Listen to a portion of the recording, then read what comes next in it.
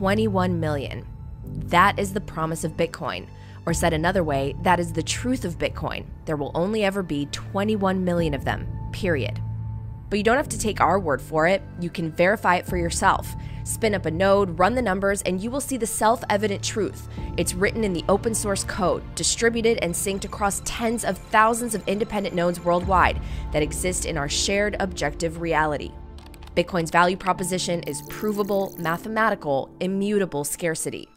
Bitcoin has higher truth embedded in code, right? This 21 million number is quite literally transcendental. We can't touch it, we can't change it, we can't do anything about it. Every 10 minutes, it's promulgating the most indisputable truth that we've ever had, right? It's true global consensus. Bitcoin's 21 million supply cap is immutable because of decentralization and game theory. If you worship the laws of physics and the laws of thermodynamics and mathematical clarity, then Bitcoin's your religion. Satoshi Nakamoto, whoever he, she, or they were, whether through invention or discovery, gave humanity perfect digital money with a predetermined and self-adjusting issuance schedule, and then disappeared. We're kind of in this world now where you have digital bearer assets like Bitcoin being the most immutable, the most money-like out of all of them, commodity money, hard money. And then you have various imitators.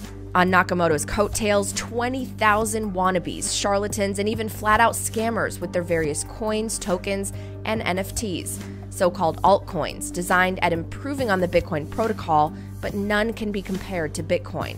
A security is a proprietary asset in some way, shape, or form. And the whole nature of securities law, it starts from this ancient idea, thou shalt not lie, cheat, or steal. If I create my own yo-yo coin or Mikey coin, and then there's a million of them, and I tell you that I think that it's a really good thing and Mikey coin will go up forever, right? And everybody buys Mikey coin, and then I give 10 million to you and don't tell the public, right? I've cheated them. You know, a lot of people in this space will use a phrase that you may be familiar with. There's Bitcoin and then there's shitcoin. Which one's the best crypto asset? Well, Bitcoin's the best crypto asset. Okay, what's the second best? There is no second best. There's no second best crypto asset. There's a crypto asset, it's called Bitcoin, right?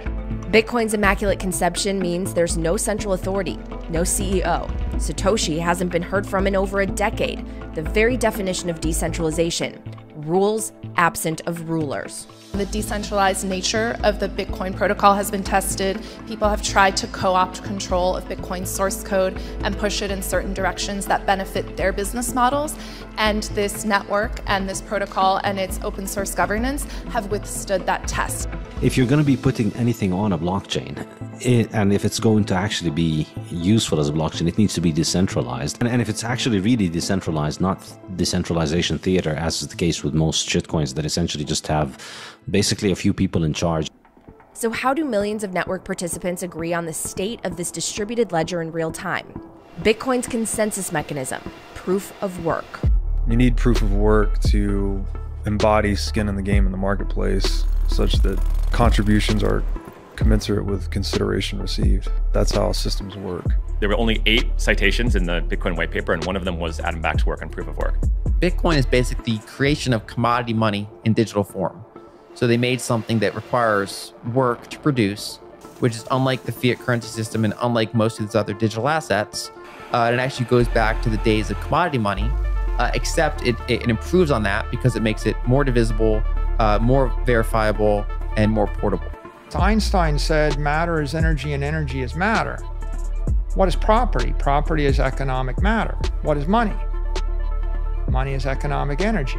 Is Bitcoin digital money? Yeah. Is it digital property? Yeah. Is it digital energy? Yeah. Proof of work is what imbues Bitcoin with what computer scientist and cryptographer Nick Szabo termed unforgeable costliness, one of the main attributes of commodity money throughout human history. A gold coin, for example, has unforgeable costliness because the very item itself represents all the time and energy it took to find the ore, dig it out of the ground, process it, and press it into a coin with the face of an emperor, king, or president on it.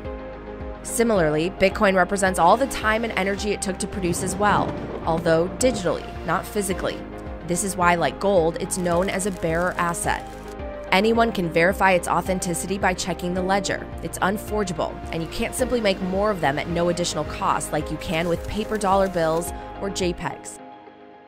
To the uninformed observer, however, an appealing alternative to this so-called intolerable expenditure of energy is the consensus mechanism known as proof of stake, wherein network participants can stake their tokens to become eligible validators of the blockchain, as opposed to miners in the Bitcoin network. Co-founder and inventor of Ethereum, Vitalik Buterin, explains. Proof of work is based on the laws of physics, and so you sort of have to work with the world as it is, right? You have to work with electricity as it is, hardware as it is, what computers are. Whereas because proof of stake is virtualized in this way, it's basically letting us create a simulated universe that has its own laws of physics. And that just gives us as protocol developers a lot more freedom to optimize the system around actually having all of the different security properties that we want. So in other words, a central committee who sets the rules of the system has more freedom or power to optimize said system around what they want.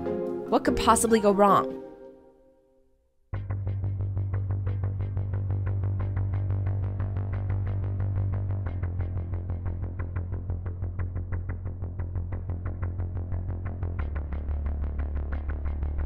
The problem is proof of stake systems, someone's got to create the stake to sell, right? And that whole process cannot be fair. So in the case of, like, say, Ethereum, they're going to make a big piece of the pie and pre-sell to insiders.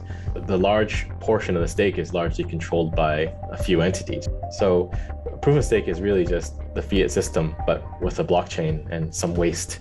In a world where you have runaway fiat printing that has no production cost whatsoever, and nation states that could print, buy coins off the protocol and then start staking them, right?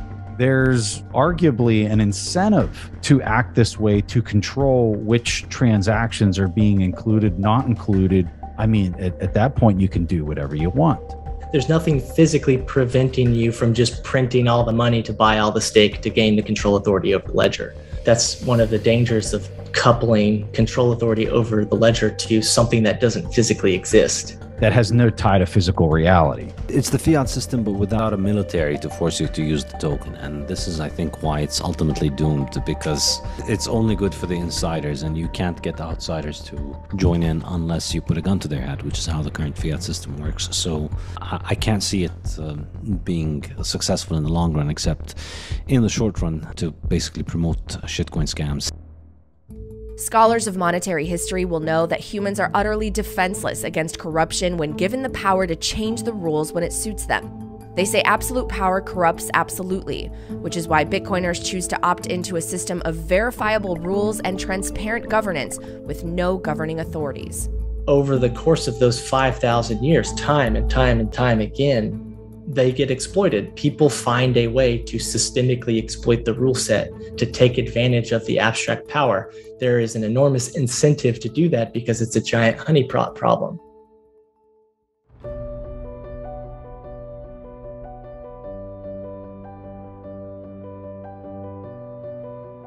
Proof of stake is less energy intensive than proof of work. While this is certainly true, pundits seem divided on exact figures.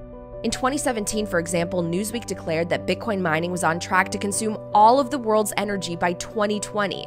When the world didn't end by 2021, climate experts had revised this estimate down just a tad to the approximate energy consumption of Norway.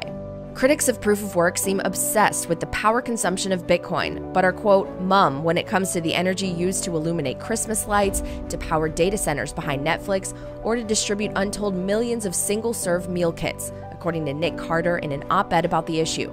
Does it waste energy or does it cost energy? And is sound money worth the cost? Bitcoiners seem to think so.